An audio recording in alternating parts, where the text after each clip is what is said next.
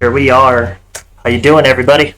Hello, everyone. Welcome. Let us know if you can hear us, because that's always want to make sure that's important. Testing, Um, testing. For but sure. welcome to Behind the Trance. I am Mama Danielle. Over there is Alistair James, and today we are interviewing the one and only Sean Tyas, live from Switzerland. Woo! How you doing? Hello, everybody. Sound effects. God. You need the whole you need the whole applause track I going on, know, Alistair. We gotta put this down in our to-do notes. We need a soundtrack of you need like a standing claps. ovation sound effect. Yes. Let me get a stream deck first. Then I'll You get to don't need a that. stream deck. You do it with your phone. Priorities. Well, shit. Something else I need to learn. Mm. Nipple clamp crew. What the hell? Nipple clamp. Oh yeah, that's me. That's my shit. That's RJ. Sorry, I drag a lot of baggage with it to the table. Should I just start off with that being our first question? What Yeah, the hell first does that question. mean? What the hell is nipple clamp crew? I clamp my nipples during my sets. Oh, okay. I missed the. I went away from watching streaming for 6 I get months. excited during my tracks. So like not only do I get goosebumps, I get the most important too. And so like during the like when they are very prominent, all the mostly the females are actually actually embarrassingly a lot of the males too. They're like clamp your nips. I'm like oh, fuck. And so yeah, so like shit gets wild, and it's like and then I have to like fucking clamp them. This is like ridiculously powerful. I'm not even doing it right now. It's heavy No way. duty Not clamping. without channel points. No fucking way. So yeah. So shit gets out of hand sometimes with these fucking weapons over here. Okay. God. You know what I'm talking about, then, yeah. We need trans Jesus. But yeah, I apparently I stopped really watching streams. I got completely burnt out around in the summer, so I just kind of like walked away from streaming and like watching them. Yeah. And apparently, I missed a lot. It's been an interesting end of the summer into the winter and then into like now very soon to Yeah. be not soon to be spring. You really are from California. You don't fucking know any seasons, but The only seasons I know is We heat. had a day of rain last week. yeah. What is your seasons? Season is sunny, and next season Uh, is sunny again. We have no. rainy, No, we the have fire seasons go. season, Yeah, we fire have season. summer, we have fake summer, and then we have rain, Rain. which is like 2 days. True, true. Oh my It's all about God, fire 2 days. season.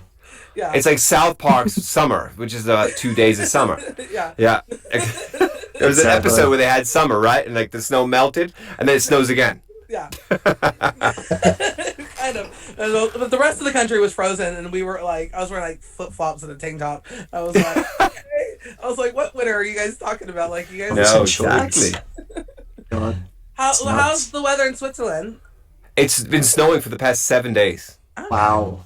But to be fair, I think in like 2 more days that's done, and the temperature like skyrockets up. Well, I don't want to say California skyrockets, but it's much warmer in terms of European weather, Yeah. which is like it says up to 15 degrees Celsius. So let's see, 28 is 82. So we're probably talking about in like the high 50s, low 60s. Nice. Okay. Yeah, for Europe, yes, that's nice for this. Exactly. Exactly. Exactly. I've been to Europe, like in especially the UK when they have like the heat waves, and I realized Europe is not built for heat because Heat their wave. buildings do not like breathe. They're all old bricks, so they just are feel like saunas. Not only that, the buildings don't even have air conditioners. No, yeah, you guys would be like, I want to go and I'm gonna build a company just selling ceiling fans. That would do wonders in some of these buildings. I know. Like Panama and Amsterdam, the club Panama, that needs some kind of circulation. Like every time I'm in that club, it's just a sauna walking into it. I don't know how I you know. guys DJ at that club. Like God. I know. I know. and then Hey, like the by only the way, thing just you just get air is smoking. how do I just add a really random aside. How do I host this stream on my channel right now? Just do /host behind the trance. That's Let's an just It try should Alistair be. question. That's an Alistair question. that. Did that work? Let's see. I think it did. I'm not really sure. I'm not really sure how to do that. So So I don't know. Nothing happened. I didn't even see the. I didn't see the text that I typed. Okay, so yeah, back to the If you guys in the schedule. crowd there know how to do that, type it in there so Sean Never can hosted any see it. LA. I don't know Yes, how that. if anybody knows how I can host this stream on my channel right now, let me know. I've never done this before, so yeah. We need Triode. So. Yeah, Tryon is. Yeah, we're gonna have to pay for him to. Tryon would know. He would know. He would know. He would know. That's true. Tryon had music during his he actually had the soundtracks for us, so we just gotta get his system so we can do that. So let's actually jump into if you do the raid command.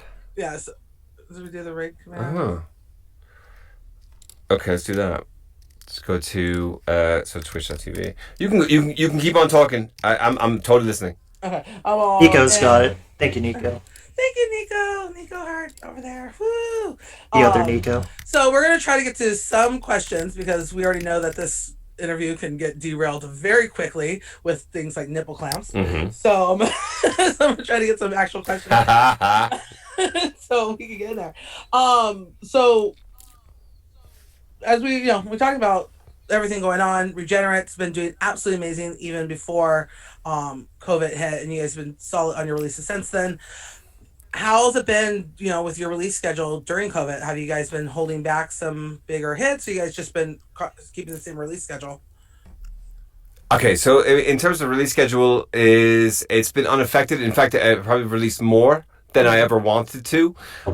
It has ramped up to the fact that it is a release every single week since pretty much early summer onwards, early summer 2020 up until now. And it wasn't necessarily because I wanted to release every week. I didn't really want to, but I think a lot of guys wanted to get their tracks out. A lot of people had a lot more time on their hands, and a lot of people wanted to get their tracks out. And I didn't really. It's been hard. I mean, it's been hard to actually really sit there and choose. Okay, shit, to really maintain a high level of quality control and still want to release every single track. And I think. For 99% of everything that's happened since last summer, I think I've done a decent job of making sure that everything is up to the standpoint that I wanted it to be. But now that things are slowly the clouds are kind of dispelling and we are nearing the end, I guess, somewhat. The bar is going to be raised, and people are going to be a little bit pissed about the shit that I say no to now. And not only that, just because I'm on my own little journey as well in terms of music quality and what I want in terms of a trance track to hold in it. And yeah, I mean, the label's going to morph as my tastes morph, and that's just the beauty of having a label. I don't give a fuck. So I just want to. I want the label to reflect my current tastes, and as my tastes change, then as the label will as well. Awesome. I think, that's one thing about Regenerate. The music has been very consistent. I think the quality of the music's been very consistent. It's been one of my favorite labels for the last 2 years. But it's music you would play in your sets. Like, every each one of these tracks is something you would play, so it's definitely a reflection of you. And I think when artists have their own labels, it should be a reflection of what you would play in your set. So it's not necessarily chasing the sound, it's your sound, it's music you want to hear, and that's why you guys are releasing it, or why you choose to release it. That's why Of course. That is the best part of having the label, because it's like, and I love having the exclusives too. I mean, like these guys are sending me these tracks with these trusting impulses, and it's just so nice to have my hands on these this beautiful music before anybody else does, and to be able to formulate the artwork and to get the release going for them and to promote them before anybody else does. And I love finding these gems. It's just a nice feeling. I love it. Absolutely. So while you do have Regenerate, there's also Surgical. So would you consider Surgical to be like Regenerate plus?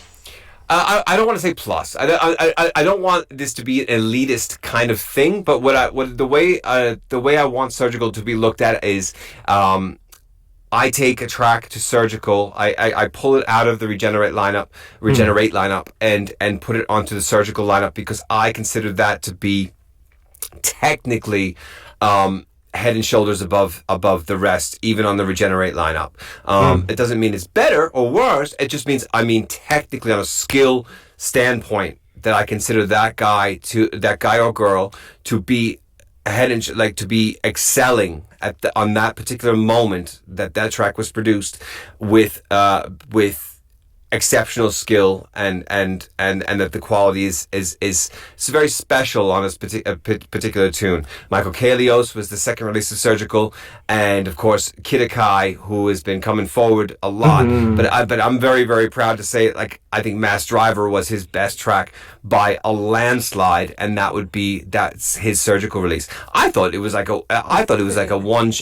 one hit wonder, and I was like super proud. And then I see he's got releases all over the place, but I'm still gonna stick to my guns and say that Mass Driver was 10 times better than any other track that he's put forward. So wow. It's just because it's got this Mega Man kind of, and as you would expect from a Japanese music producer, it's got this very Capcom style, almost chiptune like feel, where this melody kind of starts out shy, comes out of its shell, goes nuts, and then repeats. And it's just a good embodiment of trance, especially from the Japanese standpoint of potentially electronic influence. For sure. I just love that. So, seeing what we have in here. Nico's sipping out of his Capcom mug. He knows what's up. He does. Okay, so there's a question in there, but it was for Miss Nadine, not for you, Sean. Sorry. So, okay. So I was going to ask the question, but someone's asking Nadine questions in here. So okay. It was Surgical. So I've noticed when I did kind of tune into a couple of your streams lately, and I've seen you have like Surgical Saturdays, and you're having more themed days. Is that, and I've seen other artists starting to do that too on their streams. Is there, what's the growing trend with that, or why did you decide to start naming your streams? I just like I like branding. I like if it's 2 days a week, you can't say it's Wet Saturday. It doesn't sound nice. Or if you can't say it's a Surgical Wednesday. So like we just kind of went with like just different names, and the Wet Wednesday came as a result of like the very, very dirty ass. No, like people talking about squirting in my chat.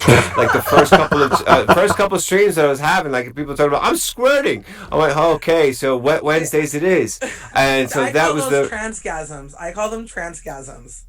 And it was even men that were saying that they were squirting. Wow, that was Wednesday. Wild. Yes. It was special. What about Nipple Clamp Monday? Nipple Clamp Monday's not going to happen. I don't want to. I think it should on Monday. I want just production and release promotion on Mondays. Never. I'm going. I you know what? I don't want to say never, but for the most part, I don't think I'm going to stream mostly on Mondays. I think did I do Nights at the Wavetable on Mondays? I think I did. I did that. But I mean the luxury of Nights at the Wavetable is I can do it on any day of the week. I just have to announce the day. They're saying Moist Wednesdays, and that's definitely a Nadine thing. But that doesn't match. There'll be more or moist Mondays. Yeah. Moist Mondays. Yeah. There we go. So now I gotta start on Moist Mondays, a Wet Wednesdays, and Surgical Saturdays. Surgical Saturdays. God. Throbbing Thursdays. I like that. Slippery Saturdays. Oh God, I love it. Love it. Where is this conversation going? How did we get here? Do we put one of those? You need to be over 18 to be in the chats. Kind of. Oh, my channel, you do. My channel, you do. You have to do. You do have to approve. Chat. So Titty Tuesday. Titty Tuesday. Oh my God, that's my new day. Holy shit. Brought to you by Strictly Underground. So. Thank you, Strictly Underground. Of course, Nadine is doing already Moist Mondays, apparently. Yeah, she just reminded us. That's true. So now she needs to copyright it. Yeah. Yes. I don't know if she can get even more. If she has her leggings. What they say, moist on her leggings, or is that just? I don't know. She has moist in her emojis and stuff. I was like, true. I like messing with people because some people hate that word moist. So one of them's like one of my really good friends. So Who hates that?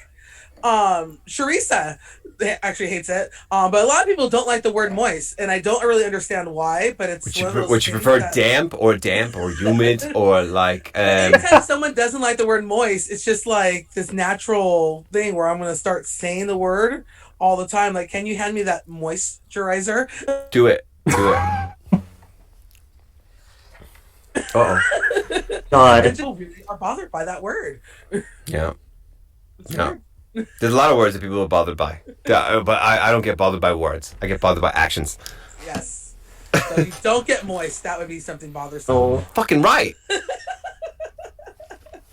God. So, hello, everybody. No, I don't know if I can say some of these things. Sorry, creaming. But there's no data starts with a C. Creaming is not a bad word. No, creaming's not a bad word either. All right, so, oh, you guys ask your questions in the chat. We will ask them as well. Alistair, you're up.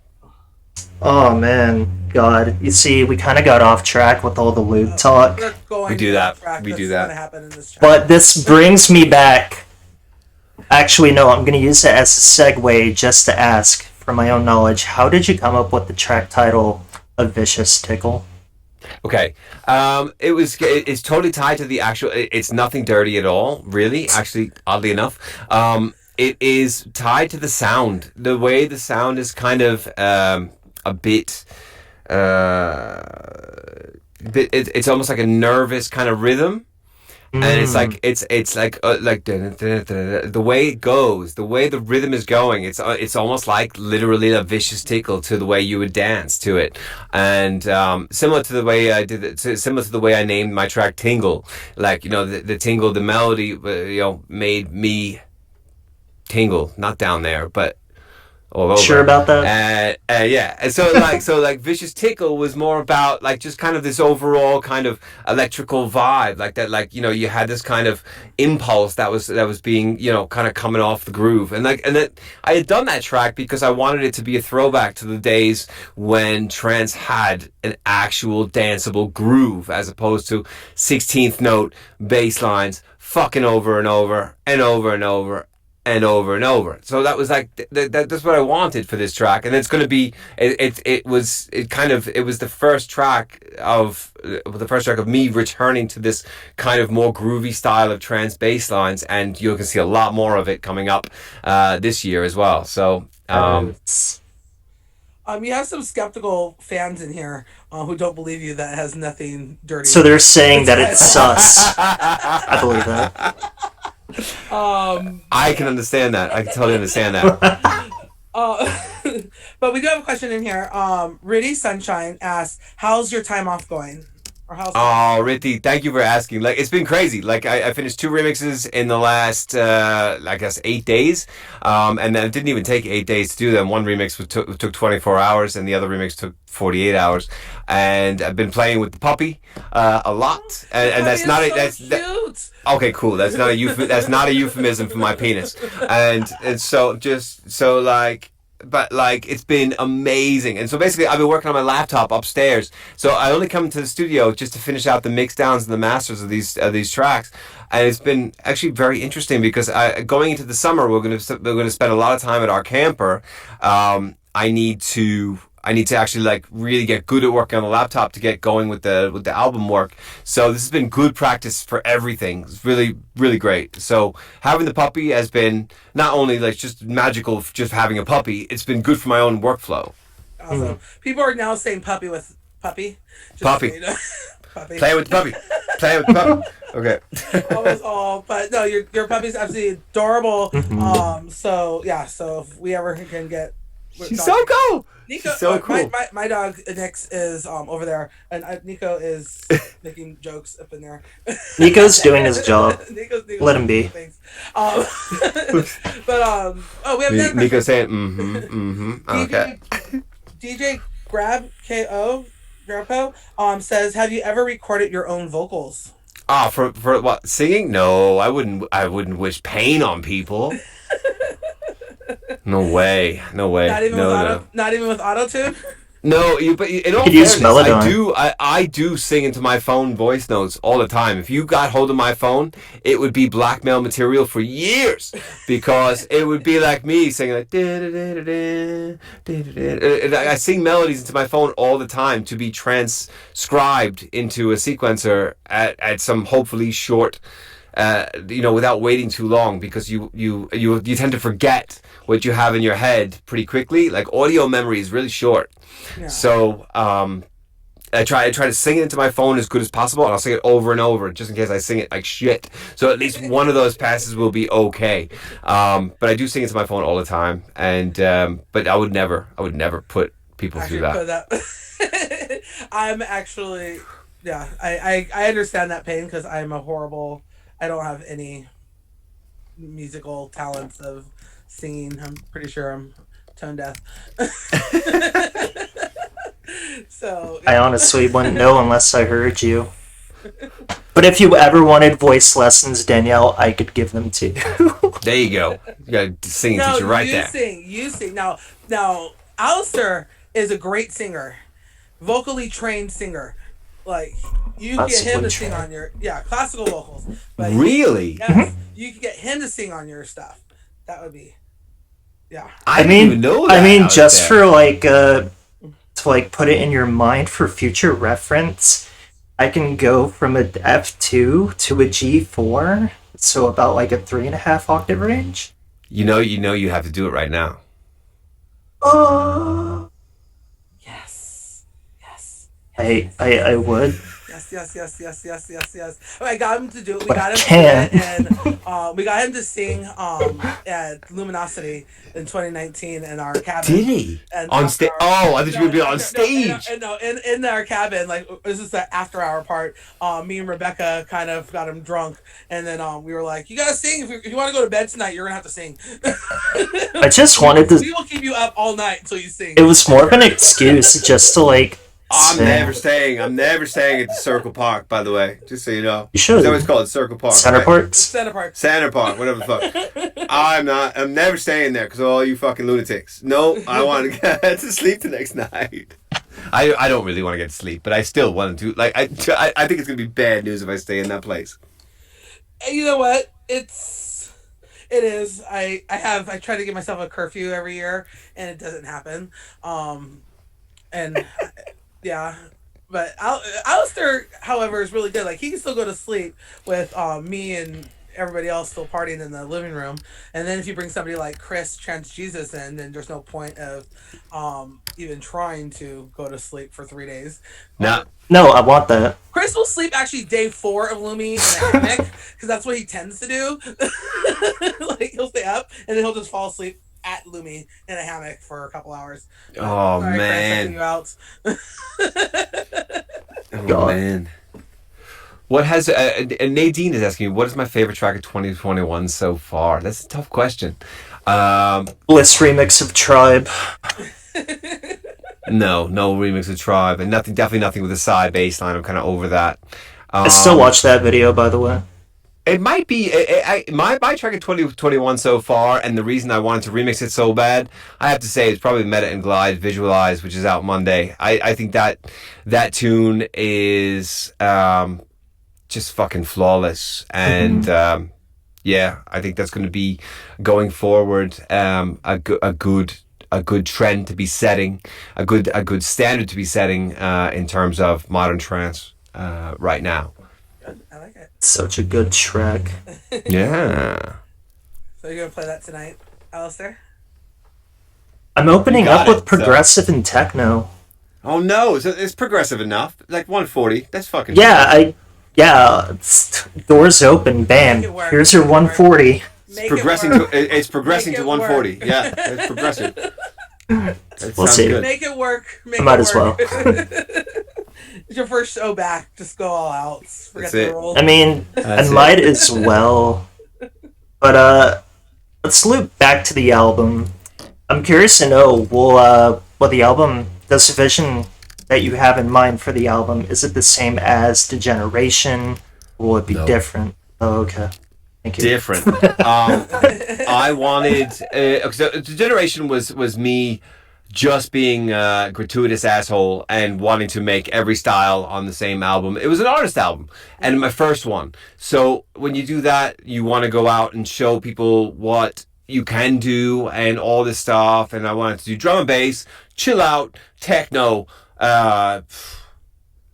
trance, tech trance, Breaks. and breaks on the same album. And that's what I did. The next album is going to be the opposite of that. I want an album that I can literally tour, where I can play every single track on the album in my set and have it be cohesive. But I don't want them to sound similar. So I don't want to be like Kenny Palmer, where it's like every fucking track sounds identical to each other. I want every track to have character and stuff like that, and be a bit more, every track to have purpose. Like, so every sound needs to be there for a reason and stuff like that. And I do not want to, this similarity, this formulaicness that trance has become so acquainted with. I want to escape from that. So that's going to be my challenge during the whole album. There's no question there whatsoever. Like, I want an entire album of club-ready tunes that don't sound alike from each other. I mean, I say that with lofty expectations, but it's harder than it sounds. I mean, look at the producers out there that all sound the same every single track that they make, and every track is fine, but they sound identical. Yeah. So, is that an artist, or is that somebody who's pushing things through an assembly line of a template and a set of presets that they have organized already? That's not an artist to me. I want to get away from that. And I'm not saying this to big myself up. I'm saying this as a way to challenge myself and get into this mode where, okay, it's time to actually fucking earn it right now. Mm-hmm. And I think, you've always been honest, you've always been very blunt. I think that's why people absolutely love you, is because of that. And your sound has always progress. It's never, you're not the same Sean as you were 15, 20 years ago.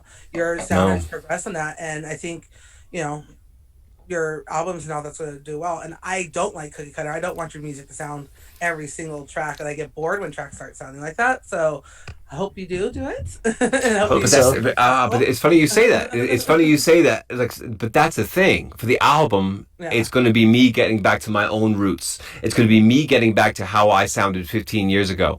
That is kind of what I miss. Like, what 20 years ago, when I fell in love, 22 years ago, whatever the fuck it was, when I fell in love with trance music, there's an aspect to the music, or there are multiple aspects to the music that I do not hear now from anyone. Yeah. And it's time for me to be reacquainted with these aspects and find out why I fell in love with it, and I'm going to implement these aspects into my current tunes.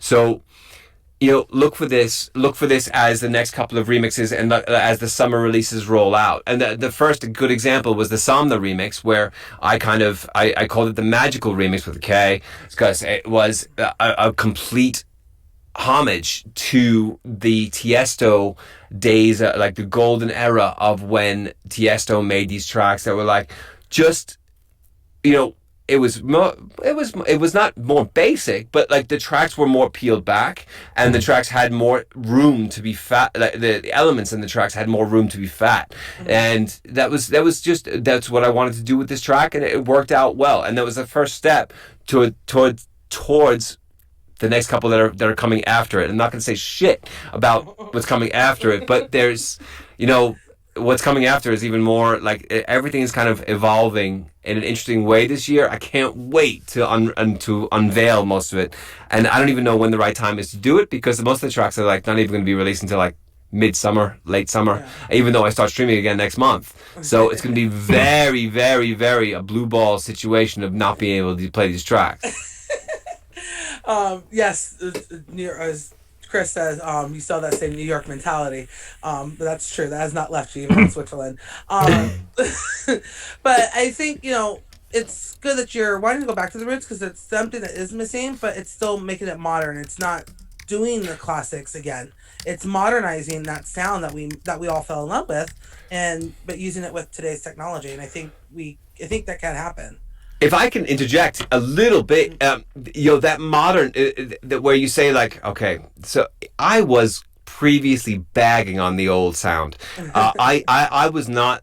People would say, oh, the classics are so special, and previously I would actually always say, oh, the classics they didn't age well. It's nostalgia talking. It's all that shit. That's not true. And in fact, I go back on my own words that I've said like in the past. I've been listening to old stuff nonstop for the past 2 or 3 months, and I have to say that stuff was so far ahead of its time that. And I could see why trance came to the limelight so quickly, because it was so far ahead of its time. It was the sound was so well designed that I'm not really sure where it took a wrong turn at some point. Like Bugs Bunny says, we took a wrong turn at Albuquerque at some point, and this is exactly what happened with trance.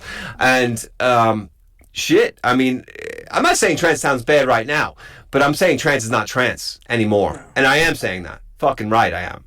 And I think everybody that thinks that trance music is classical based and all that shit, no, trance is trance based. And everybody that wants to do these circle of fifths and all that bullshit, chord progressions, that doesn't work either. Trance is trance. Trance is its own thing, and it sets a mood, and I think that mood is lost. And Alistair's laughing over there because he fucking knows I'm right, and Yeah. no, he's not. So like I'm just RJ, I'm not even gonna repeat that. Wow. RJ, come on, you're gonna get us shut down. RJ's like banned, Twitch ban. It's not Twitter. Arena, can you control your husband, please? But no, I mean, like, but trance has changed. There's no arguing that. If you listen to old stuff, and the vibe is completely different than what we have now. Every track that I play on my show has got nothing to do with what came 20 years ago. And so where did that change happen? And I think when you listen, okay, I hate to bring up another genre, but melodic techno is basically 124 BPM version of what we had going before. So what does that mean? What does that mean? What can we do to get this train back on the track that has derailed? I'm not really sure, but at the very least, I mean, I can just start by contributing my own music to go back in this direction. Don't get me wrong, I'm not going 124 BPM. I'm going fucking 138, 140, but I think the sound design, the attention to the sound, the not layering sounds fucking 9 times just to make a single lead will be very, very beneficial to songs having their own personality and character per track. Nice. Just my 2 cents. I like it. Yeah. The last time I interviewed you, it was actually 2019 when you were at Exchange LA. And the one thing you said about the Regenerate label, and it's kind of what we just talked about, is bringing back that old sound. So with your album kind of doing that, you bring back Regenerate. Do you really think that you are going to achieve it? Is it something that's actually achievable at this point? Is it still just an idea? I have not achieved it yet, and in fact, I'm not even sure if that's a time period I want to re-achieve anymore. Are you talking about that particular time period of achievement? Yeah. Now that I've been listening to so much old stuff, I've actually been targeting the wrong time era. To be quite honest, I mean, I think I should have been targeting about the bracket 10 years before that one, when trance was like truly pioneering. But 96, 99? 96 to 2004, and that was the true time where you had Mike Push operating under 15 different fucking pseudonyms, and or more. This guy, if you look at Push's discography, he's got a ridiculous amount of pseudonyms. And when he owned shit, when Airwave was doing Airwave stuff, when he was doing Fire and Ice, this is stuff that was truly breaking boundaries and really showing people what trance could be. And then but where was the wrong turn made? I don't know. But I mean, these guys. I'm not repeating what RJ said. Let me take a look. But no, Like what he Robert said earlier. Miles. Robert Miles' children? No, like Rob. No, not that. The other Oh, question. that one. Yeah. Okay. Yeah. No, I see it. I see it. No, no. I said the same thing. I said I can't repeat it. But no, I mean, like it's just you just the old trance has a magic to it, and that magic got lost immediately when people started having not to sound too geeky, but when people had very powerful computers, very cheap synthesizers that were operating virtually in their machines, and it was a no-brainer to just start layering shit up because their sound was too weak. Not because they couldn't program a sound correctly, because that's just the evident thing, but they just layer it up to make it fatter because they don't know how to make a sound fatter on the synth itself. And the sounds are fat on a synth. I mean, now that I've actually gotten more into single layer and double layer leads, I would never ever ever go back to let's say or 9 layer leads that some people are doing now. It's I'm not putting them down, but I'm just saying I'm encouraging them to learn their synths because they will have a much better track as a result of this. Even demos I'm getting lately, and the guys are like, oh, I'm like, how many leads are in your track? Because it sounds super noisy, it's super fucking messy. And like, we have 4. I'm like, you have 4. You're lying. You're lying. I know it's more than that, but it doesn't really matter if they're lying or not. It's still fucking messy. So I say it. The analogy I've been giving my students is like.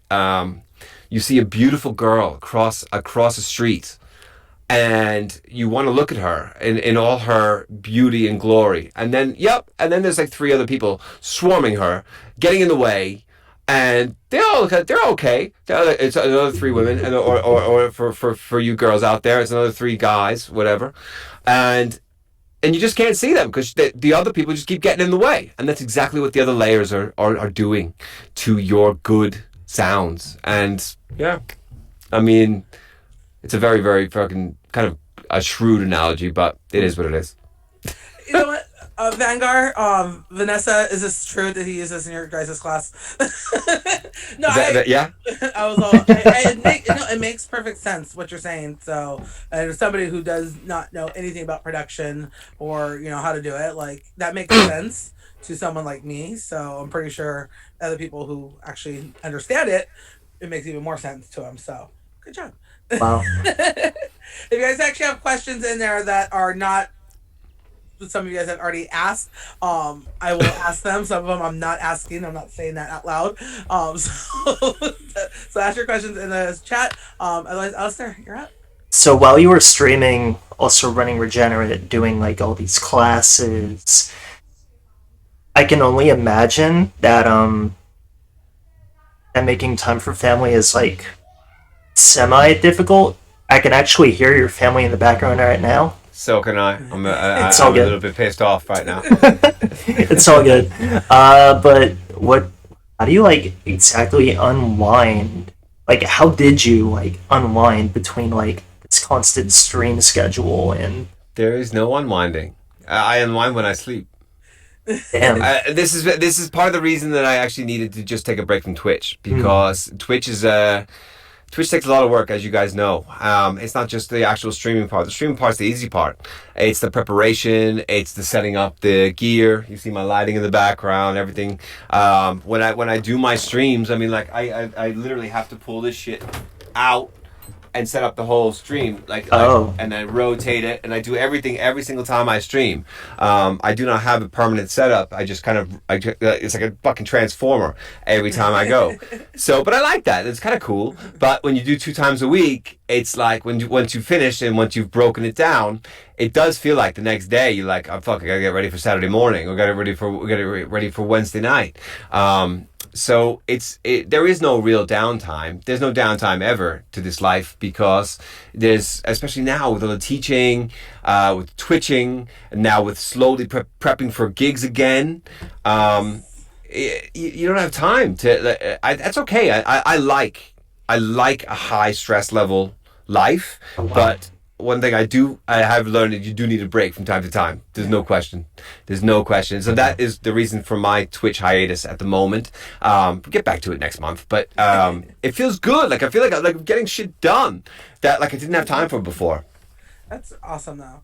And I think, like you said, having that work-life balance is something that you guys definitely need, because once you guys get back to that touring schedule, it's going to be crazy again. And are you going to keep the streaming going once you go back to touring? Of course. Or The beautiful thing is my Wet Wednesday is a beautiful time slot in terms of when the gigs come back. So, I mean, the amount of Wet Wednesdays that I would have to actually cancel would be relatively minimal, unless I'm doing like weekend to weekend. Like trips to Australia or something like that, where it's 2 weekends in a row.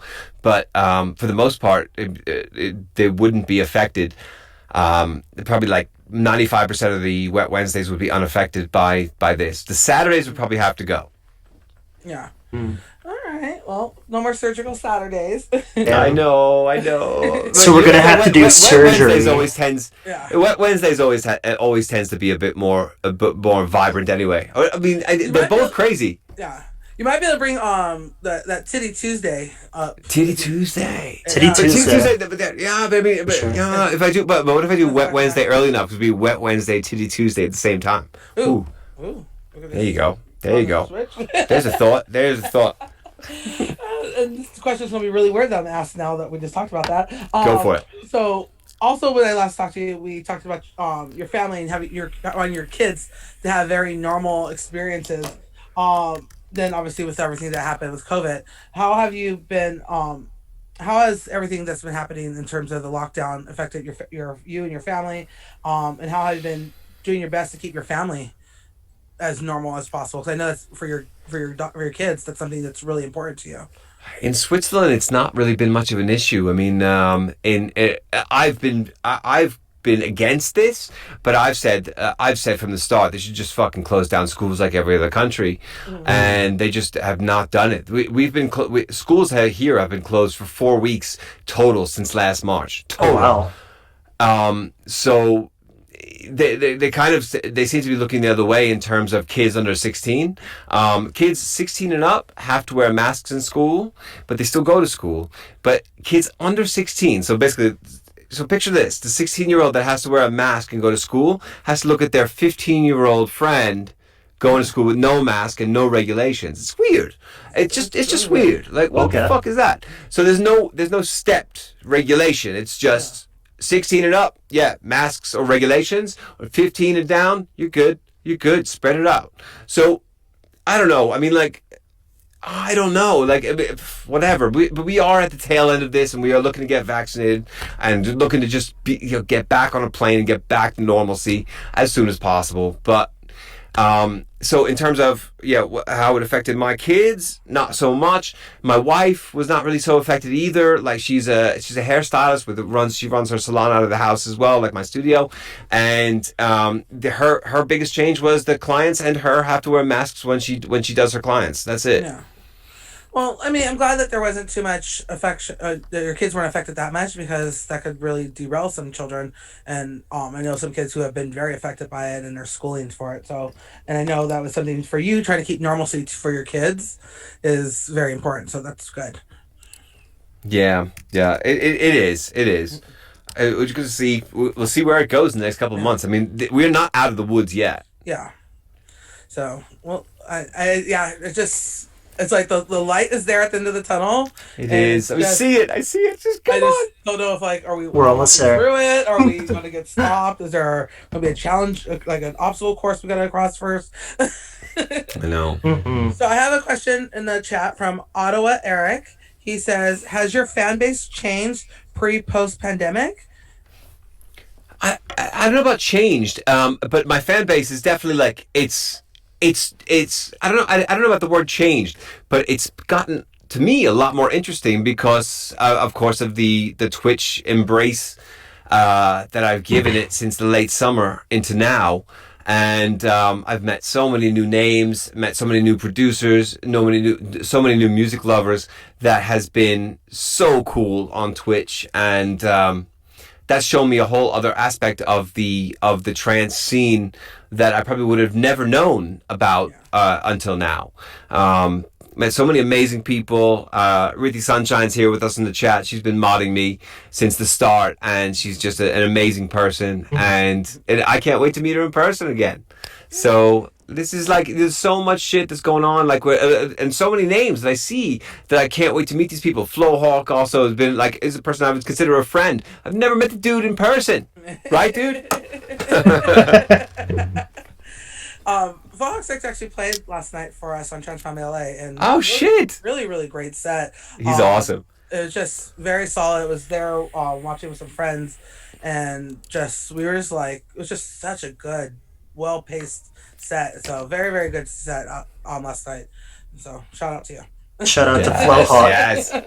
Speaking of Flowhawk has a question. Some DJs plan their entire set from start to finish. Some just find the groove during warm up, and the first track of the set determines the flow. Some start on a random track. How do you fall on the preparation spectrum?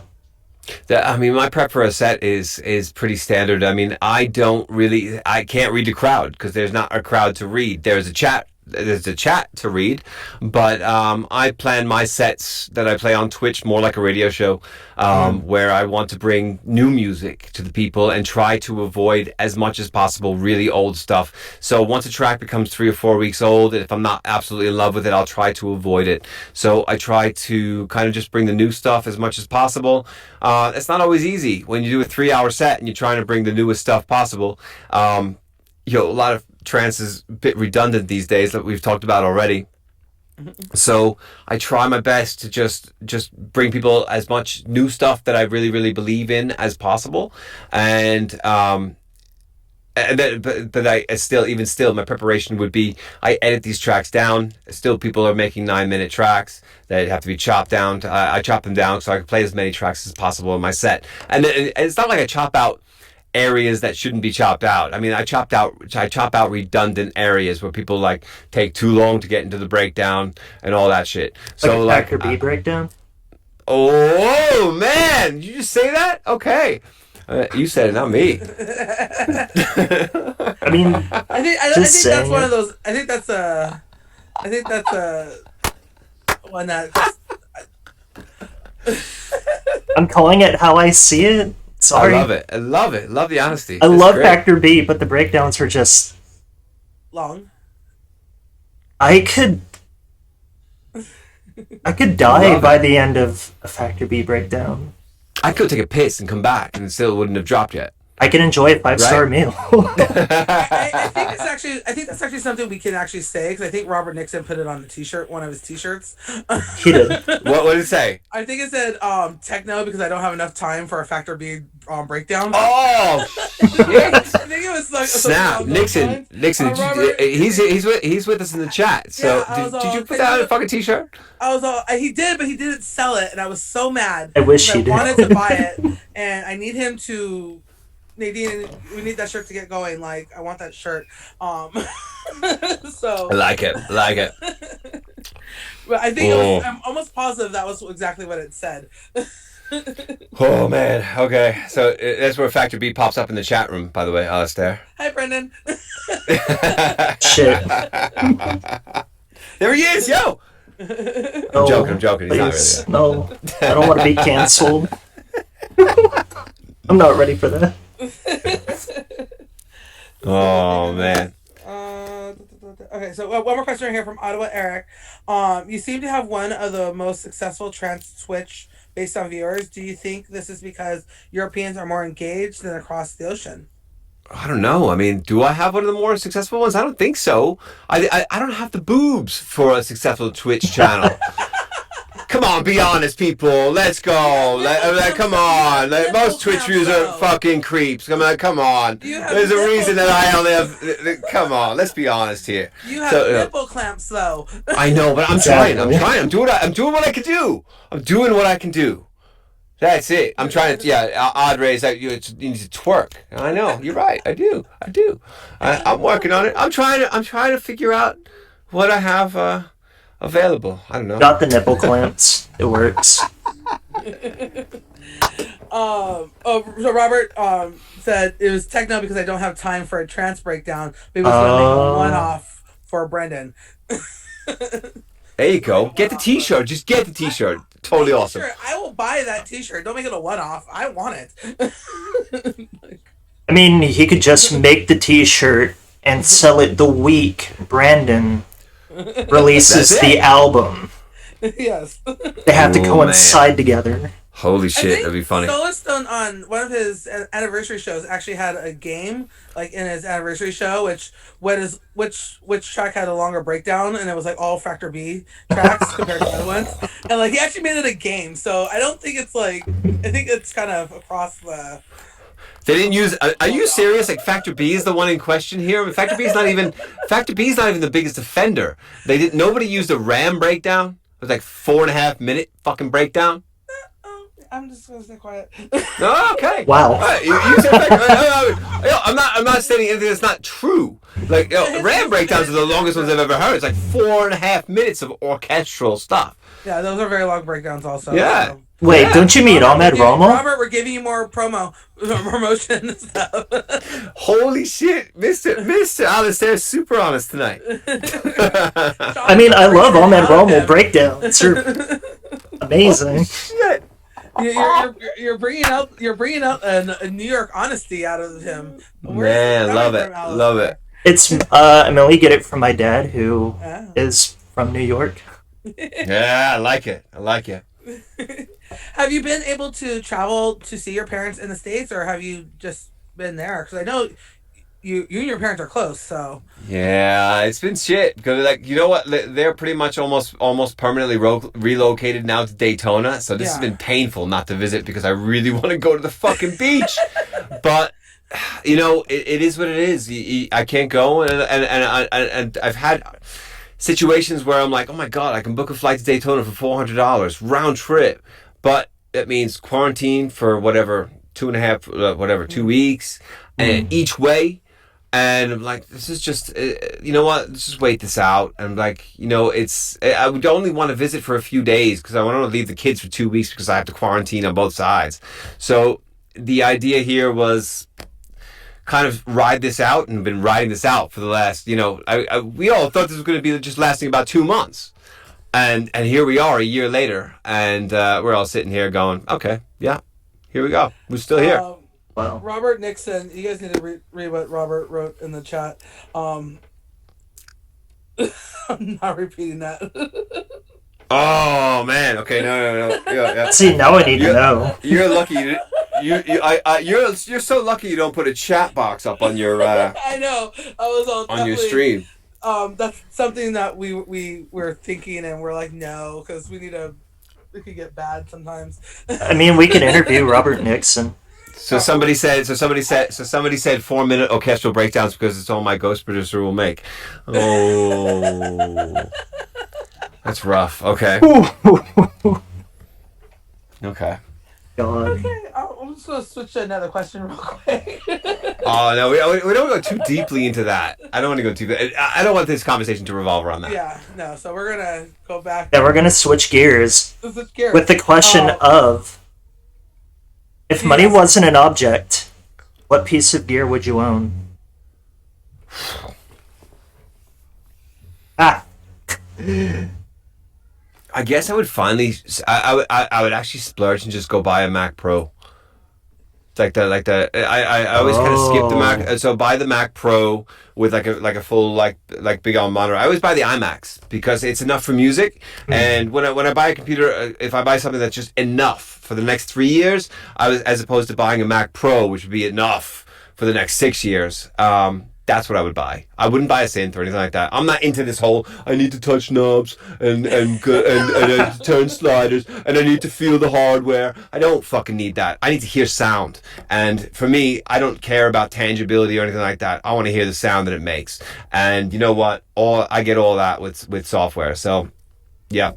Though I do actually love the Novation Peak that they sent. Like they're really, really good. I have to say this is fantastic. But I mean, apart from that, any Novation piece of gear, and I'm still pushing them to make a Supernova 3. I would say I still just would buy a SIT computer. It's valid. So, kind of going back to the album, what was the album something you were planning to do before COVID, or is this something that you came up with during COVID? No, it was definitely it was an idea that I already wanted to do. but it was definitely side shelved for probably about a year. It was like just thinking like, oh, do I want to do it? And then as COVID hit and I started to develop new techniques and stuff like that, it kind of became more of a logical decision to sit there and say, okay, yo, I mean, I want to put these things to work all on one album, like make it make a statement with these new techniques that I've been learning, as opposed to just single tracks every month and then do it like that. Make an album, like make a real statement with this. And this is the whole point of this album, will be a statement, as opposed to just releasing singles every month, every year. And but I mean, there'll be singles coming out anyway, by the way of remixes, and occasionally in another single, original singles as well. But I want the album to be this time a more coherent, club ready thing. So like if a DJ gets the album, every track is immediately playable in a club, as opposed to an album mixed with drum and bass and techno and chill out, which any DJ is only going to be able to play about 30% of the tracks in their set. So Nice. yeah. Nice. Well, we are quickly coming up on the hour mark. It's already 12:55, or our time. I don't know what time zone you guys are in, so It's like I wouldn't try to guess that time. 8:55, I believe. Yeah. So we're almost at the It hour was mark. fast. It's going by super fast. This good conversation does that. So thank you guys again. So get your questions in if you guys have any, so we can ask them as we start to wrap up here. I'm going to ask my last question that I have pre-done, which was pre-pandemic. We have all taken things for granted in the past. What is something that you will never take for granted again? Oh, that's an easy one. Okay, so it happened today. I wanted to go shopping in a fucking supermarket. I was walking the little puppy, and I'm like, passing by. I'm like, I want to go get my favorite ramen soup. I'm hungry for a snack. And sure enough, couldn't go in the shop. Why? Because I don't have a mask. Oh no. This shit sucks. Yeah, I've definitely had to go back home to get the mask that I left on my dresser so I can go to the market. Wow. A few times. Ridley says, pull up my t-shirt as a mask. I mean, I like I that. could. That's actually true. I could pull up my t-shirt. But I mean, but I've seen people do that, and they get looked at like they are a leper. uh, at work, I just have to kick people out who do that. The wife's thong. I know. I've actually made her wear a mask as a thong. No, I haven't. Oh god. Okay. I'm gonna get in so much trouble for saying that. I took a lot of shit tonight.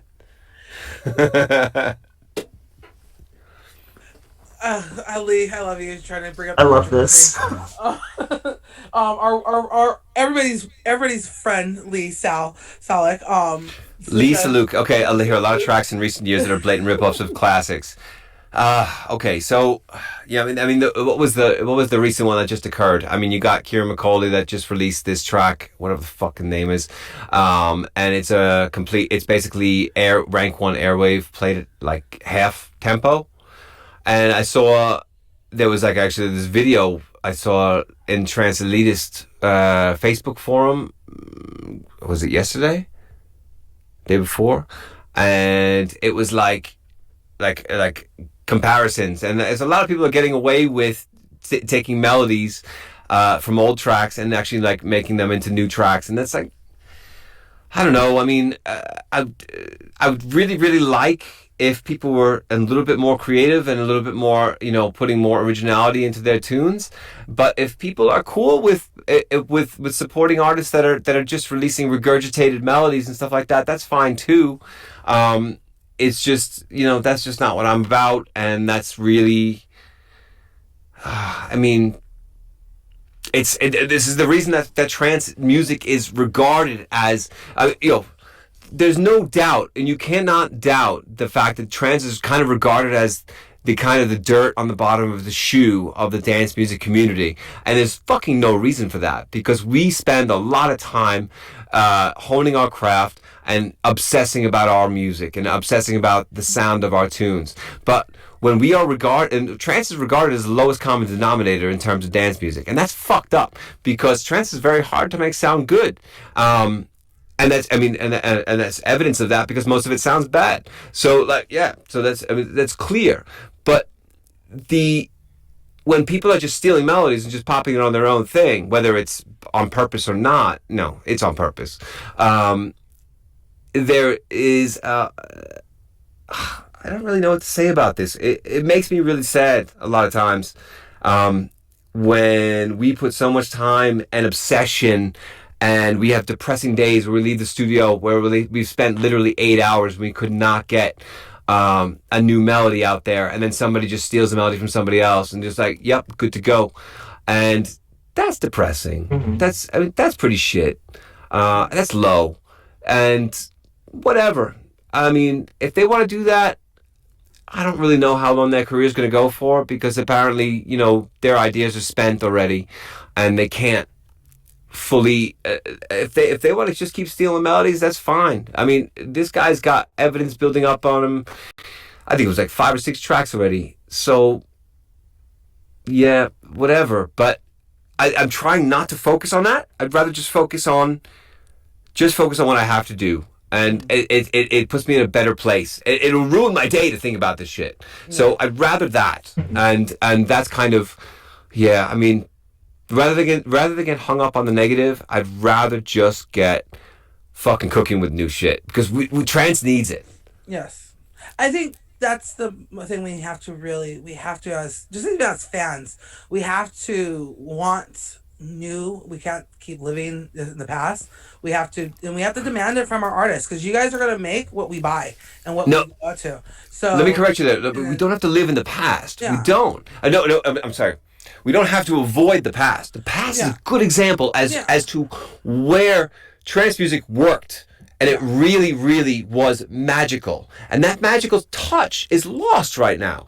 But that doesn't mean we have to just take the melodies, take the notes. It's not about the notes. It's about the vibe and the sound design and the way the synths were structured and the way people would stand behind a 1-layer lead and say, this is my synth and this is it. I've made this. And that's amazing. And nobody does that anymore. They just stack it with 7 more and make it into this wall of noise, wall of sound, whatever we want to call it. It doesn't need to be like that, and I think this aspect is lost, and people are going to be listening to me and saying, "You're crazy. I would never make a lead with 1 layer. I would never make a lead with 2 layers." Well, that's fine. You'll be stuck in your place in 10 more years when you keep on layering.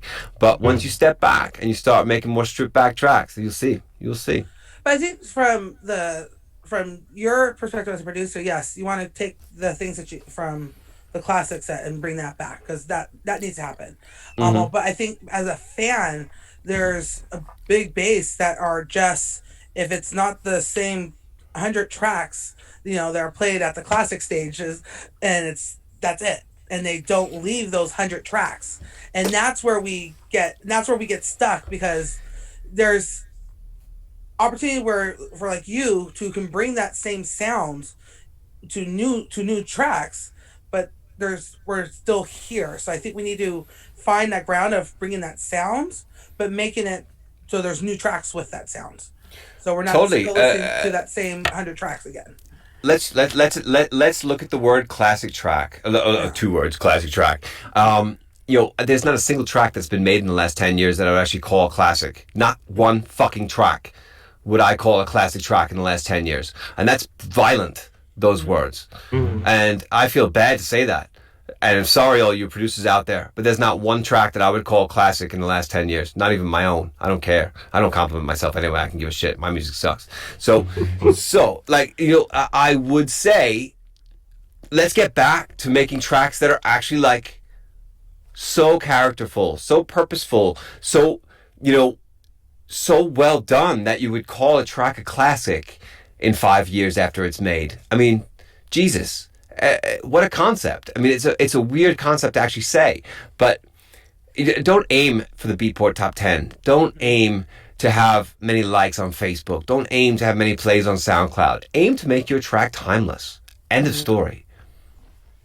I love it. I think that's great advice, especially for the producers, is don't aim, like I said, don't aim for a number 1 track. Aim for just making a good track. And I think that will be the difference maker if we get that mentality. That's it. Out of there, so... Love it. I interpret that more along the lines of, when it comes to production, less is definitely more. Absolutely. That's the name of my album. My album is called More Is Less. Oh damn. All the way around, but God. it's the whole concept of the whole album. Yeah. Definitely with like productions. Oh god. No. Are you gonna fall apart? Are you okay, Alistair? I'm good. I just need like All right. another cup of coffee. No shit, you do. God. God. I have my own opinions about the trance industry, but I keep my mouth shut. You haven't so far. You said some things today. You're right. Let the New Yorker out of you. Let the New Yorker out of you. God. I guess when it comes to Unreal. like originality, I have been taking like a huge break from listening to trance because everything, in a lot of ways, does sound the same. People want to evoke like certain sounds from like people want to become like the next Lost Lee, the next Ferry Corsten. They're trying really hard to imitate those sounds, thinking, "Oh yeah, easy, gonna get on the Beatport top 10, ah ha ha." But ultimately, producers need to learn to like find their own sound and find their own groove. Imitating sounds is the ultimate way to actually find your own sound because you're in every person. There's nothing wrong with imitating a sound or a vibe. The reason to do that is because you're inspired by sounds that you hear. You have to actually hear a sound in real life. You're not going to hear a sound in your head and like for the first time ever. You have to hear a sound in real life to be truly inspired. There's just no way around this. And for you to imitate that sound, and there is your starting point for your own sound, and you're going to build out from that. So to imitate a sound there's nothing wrong with that. That's a good thing. So you have found what inspires you, what gives you goosebumps, what that frequency, that color of sound has given you inspiration and motivation to make music. Great, we got that.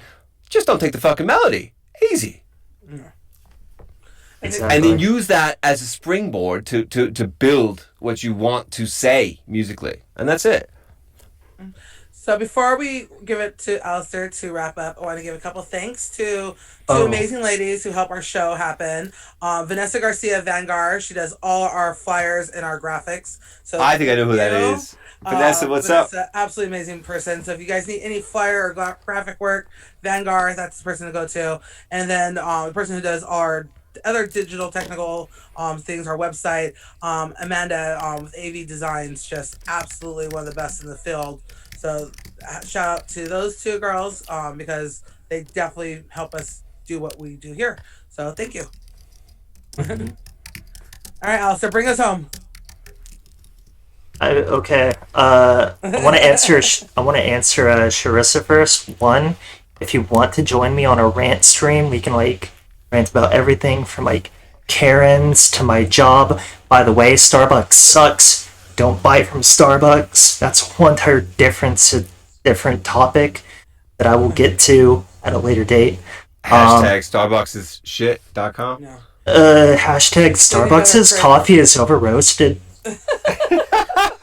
We're gonna get shut down by Starbucks. I'm okay with That's it. Twitch, Twitch is like Starbucks is an investor in Twitch. That's it. You're in trouble. No, it's not. I don't think it is. Oh, damn, cool. Yeah, their coffee is over roasted. That's all I'm saying. They need a better training program for you guys.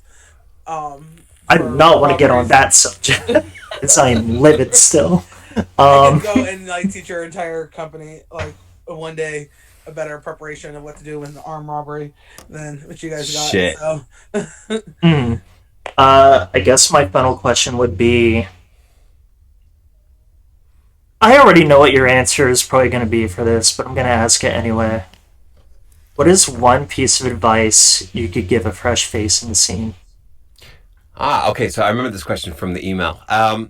I have a good advice on this one, and I've never given this advice before, and this is the first time I've actually given this one. Because I used to say, do what you believe and do what you love.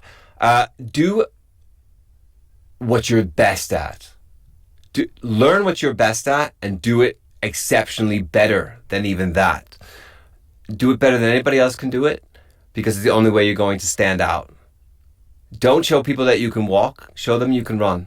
And that's it. I love it. I love it. Well, thank you so much, Sean, for sitting here with us today and being honest and real. I absolutely miss you. I cannot wait to run into you again and give you a big hug. And Can't wait either. You know, I think it's not going to be that. It's not going to be that far off in advance. I mean, hopefully, it's not going to be that far off. Yeah. So I'm not sure where it's going to be. I'm probably going to be either in Europe or you're coming here or somewhere. But if anything, it will definitely be Europe because me and Sharissa over there, and we plan on being there from ASOT. So we're getting ASOT, so like September 1st till after ADE. So I'll be there almost 8 weeks in Europe. So Boom. definitely coming by, swinging by, join you on a wet Wednesday production. Oh man, yeah, totally. Hopefully we can stop for some over roasted Starbucks. Yes, and we'll get some over roasted Starbucks in Switzerland. No, please. Look at his face. Holy shit. Oh man. All right, you guys, it was a pleasure. For joining us. We really do appreciate it. Thank you. This will be up on our YouTube channel within 24 hours. So if you missed it, you want to catch anything again, you can definitely catch it again. So thank you again. We really appreciate it. Thank you. Thank you, everybody. Bye. Take care, guys. Thank you guys for watching. Bye bye.